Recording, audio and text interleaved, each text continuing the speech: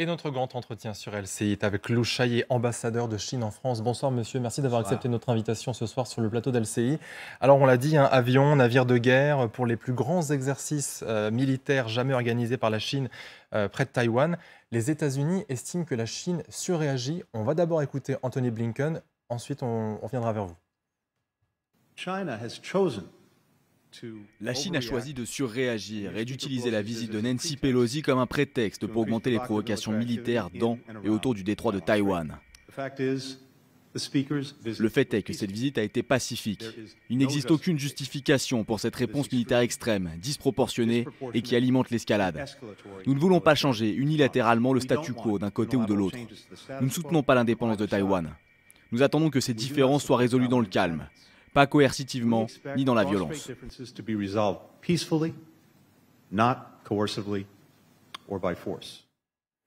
La Chine surréagit, dit-il. Est-ce que finalement, il n'a pas un peu raison quand on voit l'ampleur que tout cela est en train de prendre, alors que Nancy Pelosi, elle est déjà partie depuis plus de 48 heures?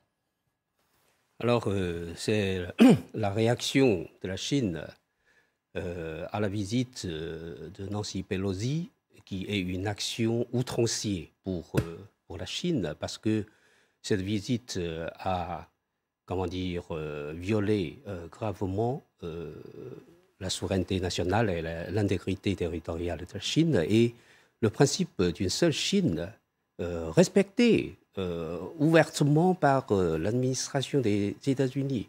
C'est pourquoi je pense qu'il faut trouver l'origine de cette crise. L'origine, c'est la visite de Mme Nancy Pelosi. Il ne faut pas couvrir les contrevenants et blâmer la victime de la faute du coupable. Mais je suis quand même obligé de vous dire que vous parlez de violer la souveraineté. Ça n'était qu'une visite. C'est une visite en tant que représentante, pas du tout en le nom de Joe Biden. Elle n'a pas pris part plus qu'elle ne l'a fait par avant pour Taïwan. Qu'est-ce qui vous a gêné dans le fait qu'elle vienne? C'est-à-dire que techniquement, le dossier n'a pas avancé davantage entre la reconnaissance de Taïwan ou le rattachement à la Chine. Il n'y a absolument rien de nouveau. Ça n'était qu'une visite. Que nos téléspectateurs comprennent bien ce qui vous a, vous, en tant que pays, pour la Chine, choqué dans ce déplacement. Alors, la Chine et les États-Unis, nous avons des relations diplomatiques et dans le communiqué conjoint sino-américain sur l'établissement de nos relations diplomatiques, les États-Unis se sont engagés que les États-Unis d'Amérique reconnaissent le gouvernement de la République populaire de Chine comme l'unique gouvernement légal de la Chine. Dans ce contexte, le peuple des États-Unis maintiendra des relations culturelles, commerciales et d'autres relations non officielles avec la population de Taïwan. Donc, dans ce cas-là, Mme Pelosi, elle est le troisième personnage du pouvoir fédéral des États-Unis. Sa visite à Taïwan n'est évidemment pas une visite non officielle. Et elle a contacté la numéro 1 des autorités de Taïwan. Ce n'était évidemment pas un contact non officiel. C'est pourquoi cela a déjà, comment dire, enfreint l'engagement pris par l'administration des États-Unis.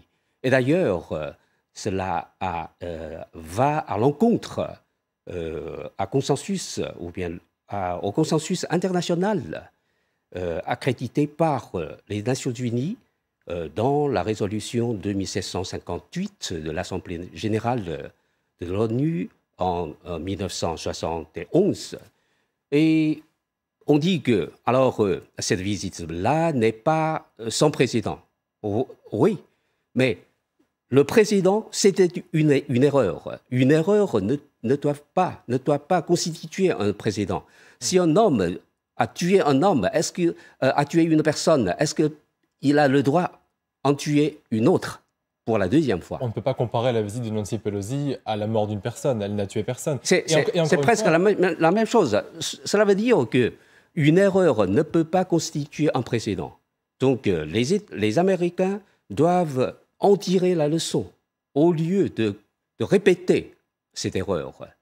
Ça veut dire de répéter l'infraction ou bien la violation de la souveraineté nationale et de l'intégrité territoriale de la Chine. Et vous dites ce qui pose problème, c'est ne pas considérer la Chine comme la Chine unique.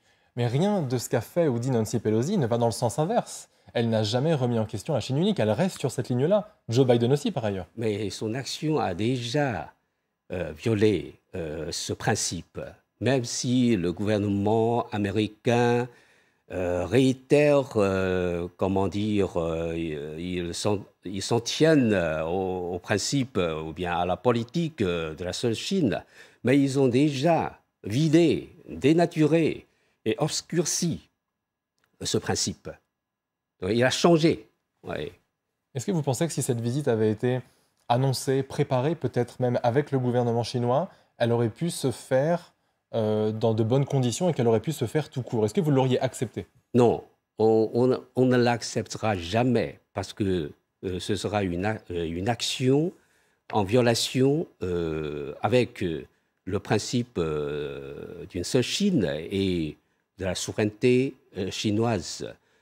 Avant la visite de Nancy Pelosi, le gouvernement chinois a effectué des démarches à répétition auprès de différentes institutions américaines à tous les niveaux jusqu'au sommet de l'État pour leur demander de dissuader Mme Nancy Pelosi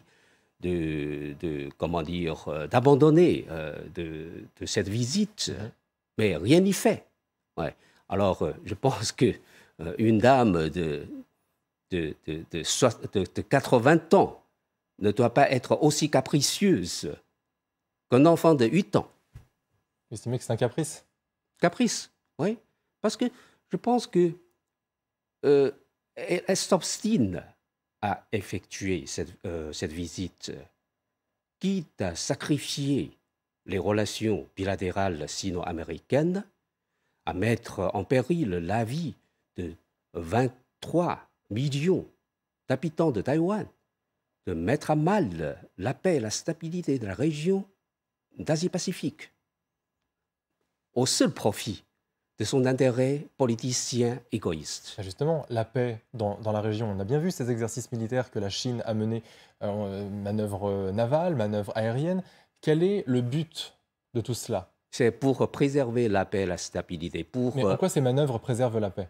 Bien sûr, s'il n'y a pas la manifestation, de la détermination résolue de l'armée chinoise de préserver l'intégrité, la souveraineté nationale et l'intégrité territoriale de la Chine, les États-Unis et les autorités de Taïwan, la force sécessionniste, vont continuer à avancer d'une approche de couper les saucissons, oui, peu à peu, pour réaliser la soi-disant indépendance de Taïwan. Est-ce que ce serait vraiment si grave, l'indépendance de Taïwan? Je sais que la Chine estime que Taïwan fait partie de son territoire et qu'elle entend à terme le récupérer, si j'ose dire, arrêter cette indépendance de fait. Mais aujourd'hui, est-ce que ça n'est pas dans le sens de l'histoire de se dire que ce territoire doit finalement être indépendant? Il ne partage pas grand-chose avec le mode de vie de la Chine, avec son économie. Tout est différent. Il faut étudier l'histoire pour mieux connaître cette question de Taïwan. Alors, on peut dire que la question de Taïwan est léguée par les Américains après la Deuxième Guerre mondiale. En effet, Taïwan a été sous l'administration de la Chine depuis 230 après Jésus-Christ. Oui. À l'époque, en Europe, à l'époque du royaume de l'Empire romain, beaucoup plus tôt que l'apparition de la France. Alors, entre Taïwan et la partie continentale de la Chine, il y a des liens très serrés, civilisation culturelle, économique et d'autres. Par exemple, les Taïwanais parlent le chinois.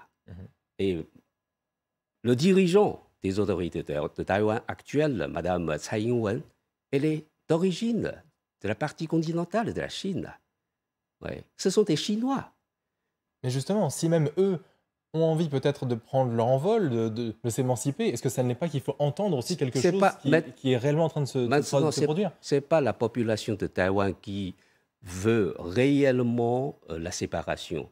C'est à cause de la propagande anti-chinoise effectuée par les autorités actuelles de Taïwan, la propagande de désinisation. Vous savez, il y a 10 ans, 20 ans, la majorité de la population de Taïwan était favorable à la réunification. Oui, mais les choses changent. Le monde change, le monde évolue. Oui. Il y a des alors, tendances qui se prennent. puisque le monde change maintenant, alors le monde changera après. Vous connaissez? La dernière fois, quand j'ai accordé l'interview à BFM, j'ai dit il faut faire une éducation pour J'allais vous poser la question, oui, justement. parce que... Précisez-nous ce que vous voulez dire par rééduquer les Taïwanais. Rééduquer, pourquoi j'ai dit rééduquer? Parce que maintenant, les autorités de Taïwan ont fait une éducation de désinisation sur la population de Taïwan. Donc, la population de Taïwan est effectivement endoctrinée, intoxiquée. Selon vous, on lui apprend à détester la Chine. Il faut rééduquer pour éliminer cette pensée de séparatiste, cette théorie de sécessionniste. Mais alors, comment vous faites? Comment vous rééduquez? Parce que moi, ce que j'entends, c'est endoctrinement contre endoctrinement. Comme ce qu'on fait en France. En France, le gouvernement, fait l'éducation des valeurs républicaines dans les écoles, n'est-ce pas? Oui, mais ensuite, le citoyen se fait son avis sur si une région comme la Corse ou la Bretagne a envie d'être indépendante, il se fait son avis, on ne lui enseigne pas ce qu'il faut choisir, quelle voie il faut choisir pour sa région ou une appartenance quelle qu'elle soit. Dans chaque pays, il faut avoir une valeur majeure, n'est-ce pas? Donc ça, il faut le faire à l'aide de l'éducation. Donc, surtout l'opinion publique est, est influencée par la communication. Donc maintenant, on voit qu'à Taïwan, les autorités de Tsai Ing-wen s'affairent à faire cette propagande.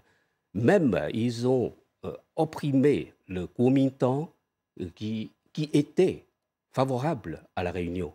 Alors, le consensus, le célèbre consensus de 1992, consistant à reconnaître le principe d'une seule Chine, a été atteint lors de la gouvernance du gouvernement de Kuomintang en 1992.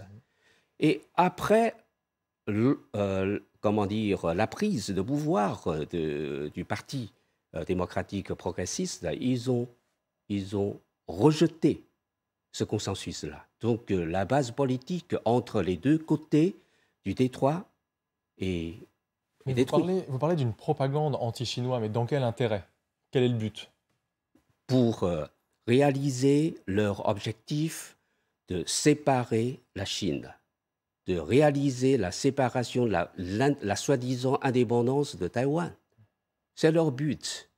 Mais avant leur gouvernement, il n'y avait pas cette opinion publique. L'opinion publique était à cette époque-là favorable à la réunification. On a beaucoup comparé récemment ce qui se passe entre la Chine et Taïwan et ce qui s'est passé entre la Russie et l'Ukraine. Qu'est-ce que vous pensez de cette comparaison? Je pense que, tout d'abord, il y a la différence. Taïwan n'est pas l'Ukraine. L'Ukraine est un pays souverain. Taïwan n'est pas un pays souverain. Taïwan n'a jamais été un pays souverain. Taïwan fait partie intégrante du territoire chinois. Et il y a aussi une similitude. C'est que derrière ces deux crises, il y a une main noire. C'est les États-Unis. Ouais. Les États-Unis veulent jeter le feu sur la poudre au détroit de Taïwan pour créer une autre crise, à part la crise ukrainienne. Là aussi, je vous pose la question, dans quel intérêt? Donc, Je pense que maintenant, les Américains sont très inquiets de perdre leur Leur influence. emprise sur le monde, n'est-ce Mhm. pas? Alors, vous pouvez voir que lors de cette crise ukrainienne, la plupart des pays en développement, des pays émergents, ne sont pas d'accord avec le groupe occidental, avec l'alliance occidentale, n'est-ce pas? Ils ne participent pas aux sanctions vis-à-vis de la Russie. Et l'influence des États-Unis se diminue de plus en plus, aussi dans la région d'Asie-Pacifique, parce que dans cette région-là, tous les pays ont une volonté de développer l'économie, d'améliorer la vie de leur population, et on a, comment dire, chèrement obtenu une situation paisible et prospère.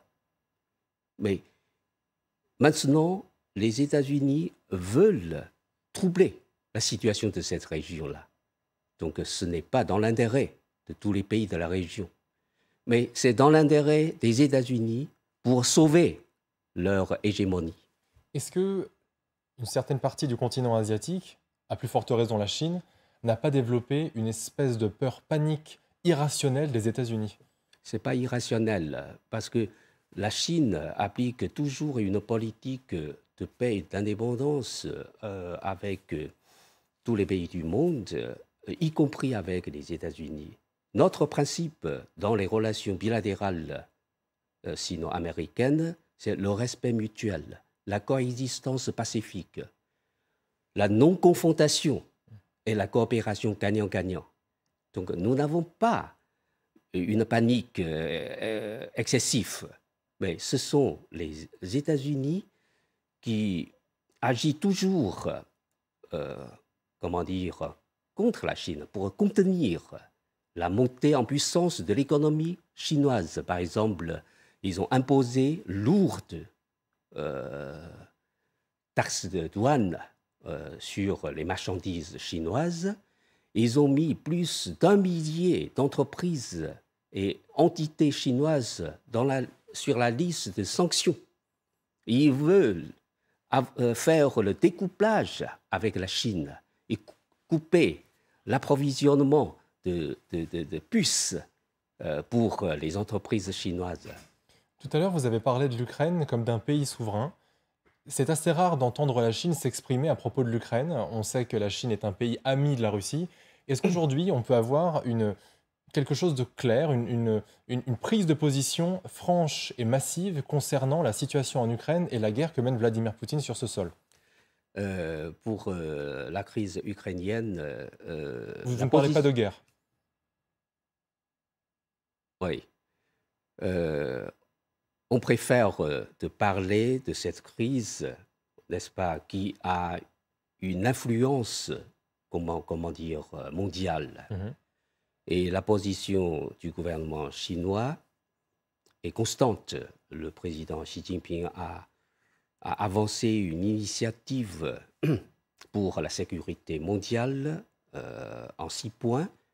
Alors, nous préconisons toujours de respecter la souveraineté et l'intégrité territoriale de tous les pays, n'est-ce pas, y compris l'Ukraine. Et nous préconisons de tenir en compte les préoccupations sécuritaires légitimes de tous les pays, y compris de la Russie, parce que l'origine de cette crise ukrainienne remonte, on peut dire, dans les années 90 aux 5 cycles d'élargissement de l'OTAN, qui a posé une question grave de sécurité à la Russie. Et la Russie a proposé à plusieurs reprises de négocier à la table sur cette question, mais refusée par les États-Unis et l'OTAN. Donc la crise, ça fait comme ça, jusqu'au aujourd'hui. Ouais. Il y a une dernière question que j'aimerais vous poser, je ne peux pas ne pas vous la poser. Sur le sort des Ouïghours, il y a des documents qui attestent de beaucoup de choses, hein, évidemment très négatives, très néfastes qui se passent actuellement au sujet des Ouïghours. Est-ce que le gouvernement chinois continue de nier ces camps de rééducation, justement, on retombe sur ce mot, qu'on a vu ça et là en Chine? Alors, effectivement, cette question n'a rien à voir avec notre sujet d'aujourd'hui. Absolument. Je dois quand même peux vous la vous poser. répondre encore. Tout ce dont on parle ici, en France, sont pour la plupart, comment dire, fake news ou mensonges créés par des forces anti-chinoises étrangères.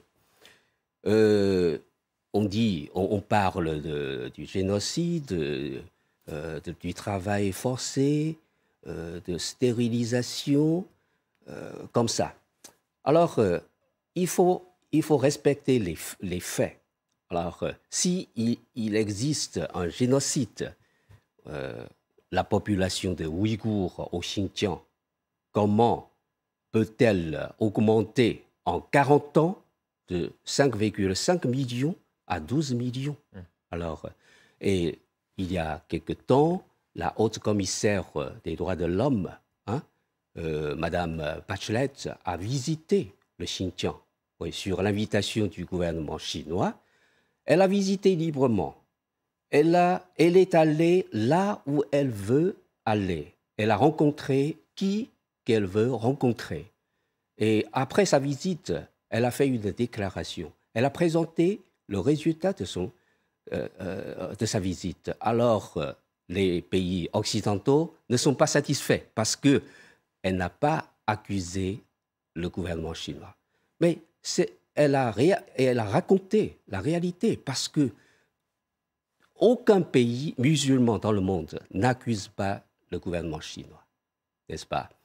Alors, avant l'épidémie de la Covid-19, chaque année, il y avait 200 millions de touristes qui visitent le Xinjiang, y compris 2 millions de touristes étrangers. Mais personne n'avait parlé de ces accusations dans les réseaux sociaux. Merci de nous avoir exposé votre point de vue sur tous ces sujets. Merci beaucoup, Merci. Lou Shaye, d'avoir été en direct avec nous sur LCI.